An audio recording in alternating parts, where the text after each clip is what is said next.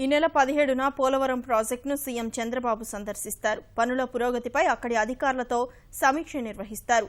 దీని విస్తృత స్థాయి పరిశీలన జరిపిన ముఖ్యమంత్రి 17న ప్రాజెక్టును సందర్శించాలని నిర్ణయించారు. అంతకుముందు ప్రజా సాధికార సర్వేపై వీడియో కాన్ఫరెన్స్ చేపట్టారు. జవాబుదారీతనం, పారదర్శకత కోసమే ప్రజా సాధికార సర్వే చేస్తున్నట్లు సీఎం పునరుద్ఘాటించారు.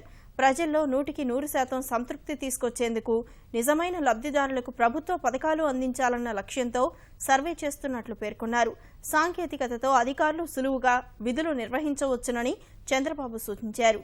ఈ నెలాఖరులోగా ప్రజా సాధికార సర్వే పూర్తి కావాలని లక్ష్యంగా నిర్దేశించారు. ప్రజా సాధికార సర్వేను విజయవంతం చేయాలని ప్రజలకు విజ్ఞప్తి చేశారు. సర్వే వివరాలు సమగ్రంగా, ఖచ్చితంగా ఉండాలని సర్వే సిబ్బందికి దిశానిర్దేశం చేశారు. సర్వే సమాచారంతో సూక్ష్మస్థాయి ప్రణాళికలు రూపొందించి అమలు చేస్తామని సీఎం పేర్కొన్నారు. రాష్ట్రంలో జనాభా ఎంత, ఉద్యోగాలు ఎంతమందికి వస్తాయో తెలుస్తాయని అభిప్రాయపడ్డారు. రేషన్ కార్డులు కలిగి ఉన్న కుటుంబాల్లో 86% సర్వే పూర్తయిందని సీఎం చంద్రబాబు వెల్లడించారు.